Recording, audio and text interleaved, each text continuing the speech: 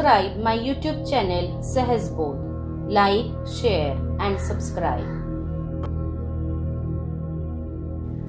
जय जय रघुवीर समर्थ. श्री दासबोधाची अविटुकोडी साखू इच्छिणाऱ्या सर्व श्रोत्यांना आमचा नमस्कार. दासबोध यातील दास म्हणजे श्री समर्थ रामदास स्वामी आणि बोध म्हणजे संपूर्ण मानव जातीला आत्मसाक्षात्कार मिळावा आणि साक्षात परमेश्वराची प्राप्ती व्हावी यासाठी केलेला उपदेश म्हणजेच दासबोध. दासबोध हा मराठी भाषेतील वेदच आहे.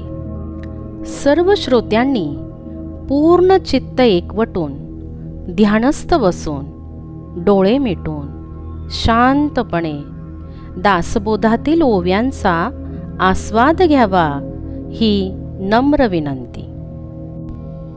दशक 1 स्तवन नाम समास 6.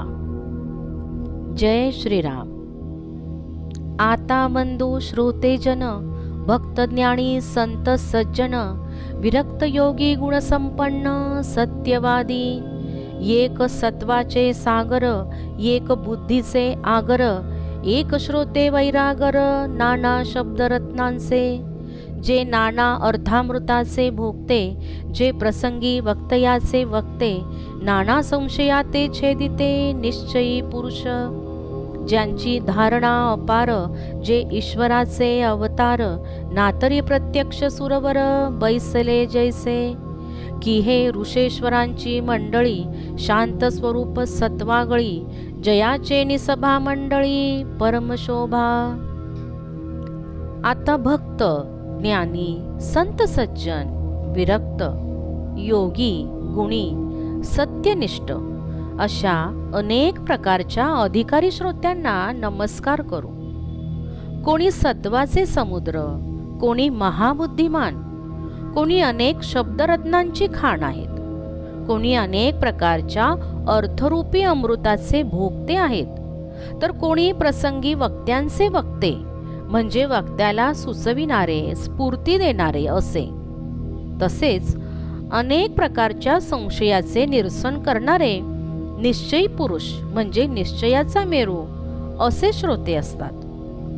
ज्यांची ग्रहणशक्ती अचाट आहे, जे ईश्वराचे अवतार आहेत किंवा प्रत्यक्ष देवच येऊन सभेत बसले आहेत, अथवा शांत सत्वस्थ अशा ऋषीश्वरांचा समुदाय बसला असून त्यांच्यामुळे सभेला फार शोभा आली आहे.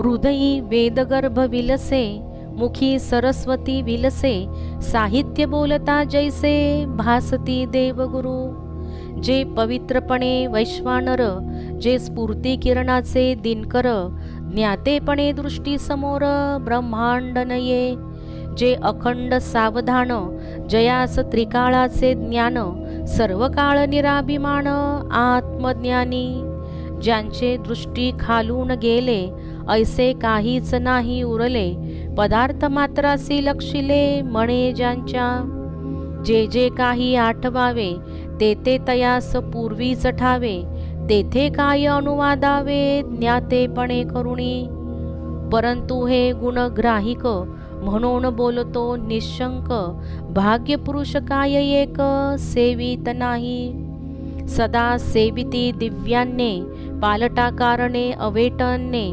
तैसीच माझी वचने पराकृते आपुले शक्तीनुसार भावे पूजावा परमेश्वर परंतु पूजू नये हा विचार कोठेची नाही. त्यांच्या अंतःकरणात वेद रहस्य विलसत आहे, मुखामध्ये सरस्वती विराजमान आहे आणि ज्ञानचर्चा बोलू लागले म्हणजे ते बृहस्पतीच भासतात. अग्नीसारखे पवित्र स्फूर्तिरूप किरणांचे सूर्य त्यांचे ज्ञान ब्रह्मांडाहून विशाल आहे. ते आत्मस्वरूपी अखंड सावधान म्हणजे जागृत आहेत. भूत भविष्य वर्तमान असे त्रिकाल जाणणारे सदा सर्वदा निराभिमानी आणि आत्मनिष्ठ असतात. त्यांच्या पाहण्यातून काही निसटले असे काहीच शिल्लक राहिले नाही. प्रत्येक पदार्थाचा विचार त्यांनी आपल्या मनात करून ठेवला आहे. जे जे काही सांगण्याचे मनात आणावे ते ते त्यांना पूर्वीच माहीत असते. अशा सर्वगुण संपन्न श्रोत्यांपुढे जाणतेपणाने मी काय बोलावे? तथापि हे गुणज्ञ म्हणजे गुणांचे चाहते आहेत, म्हणून त्यांच्यापुढे निशंकपणे बोलतो. थोर लोक कशा कशाचा संग्रह करीत नाहीत. नित्य दिव्य पंचपक्वानांचे भोजन करणारे लोक तोंडपालट करण्यासाठी अविट अन्ने म्हणजे साधी भाजी भाकरी कधी कधी खातात. तशीच माझी ही प्राकृत वचने आहेत. ती वचने सज्जन श्रोते गोड करून घेतीलच. आपल्या शक्तीप्रमाणे भक्तिपूर्वक परमेश्वराची पूजा करावी, परंतु काही कमी आहे म्हणून पूजा करूच नये असे कोठेही सांगितले नाही. तैसा मी एक वाघ दुर्बळ, श्रोते परमेश्वरची केवळ, यांची पूजा वाचा बरळ करू पाहे. व्युत्पत्ती नाही, कळा नाही, चातुर्य नाही, प्रबंध नाही, भक्ती ज्ञान वैराग्य नाही, गौल्यता नाही वचनाची. ऐसा माझा वाग्विळास, निशंक बोलतो सावकाश, भावाचा भोगता जगदीश म्हणून या. तुम्ही श्रोते जगदीश मूर्ती, तेथे माझी उत्पत्ती किती, बुद्धिहीन अल्पमती सलगी करीतो. समर्थाचा पुत्र मूर्ख जगी, परी सामर्थ्य असे त्याचे अंगी, तुम्हा संतांचा मी सलगी म्हणून करीतो. व्याघ्रसिंह भयानक, दे कोणी भयचकित लोक, परी त्यांची पिली निशंक तयांपुढे खेळती. तैसा मी संतांचा अंकित, तुम्हा संतांपासी बोलत, तरी माझी चिंता तुमचे चित्त वाहेलच की. मी एक वाघ दुर्बळ म्हणजे वाचेचा दरिद्री असून श्रोते साक्षात परमेश्वर स्वरूप आहेत. काहीतरी बडबडणारा मी त्यांची पूजा करू पाहत आहे.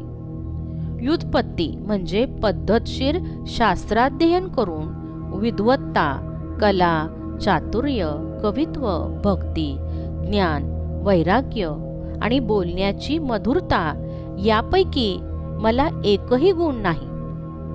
अशा प्रकारचा माझा वाग्विलास म्हणजे भाषण आहे. तथापि जगदीश हा भावाचा भोक्ता आहे हे जाणून मी अघळपघळ बोलत आहे. श्रोते हो, तुम्ही प्रत्यक्ष जगदीश्वराच्या मूर्ती आहात. तुमच्या पुढे माझी विद्वत्ता ती किती.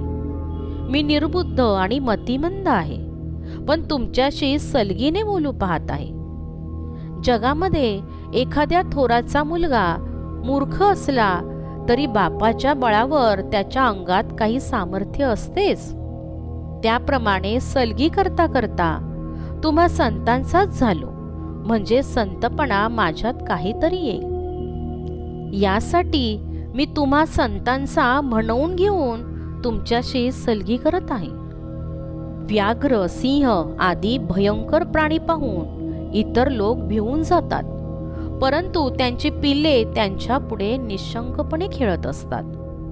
त्याप्रमाणे मी संतांचा अंकित म्हणजे संतांचा लेकरू असून तुम्हा संतांपुढेच बोलत आहे, तेव्हा माझी काळजी तुमच्या मनात राहीलच. आपलेची बोले वाऊगे, त्याची संपादनी करणे लागे, परंतु काही सांगणे न लगे, न्यूनते पूर्ण करावे. हे तो प्रीतीचे लक्षण, स्वभेवची करी मन, तैसे तुम्ही संत सज्जन, माय बाप विश्वासे. माझा आशय जाणून जीवे, आता उचित ते करावे, पुढे कथेसे उदाहरण द्यावे, म्हणे दासानुदास. इति श्री दासबोधे गुरुशिष्य संवादे श्रोते स्तवन नाम समास षष्ठ संपूर्ण. आपलेच लेकरू काही कमी जास्त बोलले तर वाडवडिलांना त्याची संपादनी करावी लागते, परंतु येथे काही कमी पडले तर ते पुरे करून घ्या हे सांगण्याची काही जरुरीच नाही. हे तर प्रेमाचे लक्षणच आहे. मन आपोआपच करते.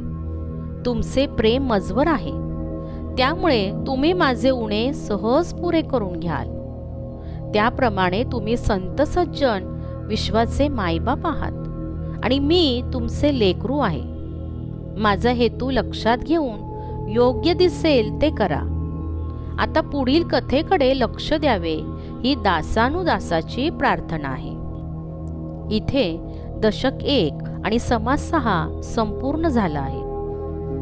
यापुढील व्हिडिओत आपण दशक 1 आणि समास 7 पाहणार आहोत. जय जय रघुवीर समर्थ.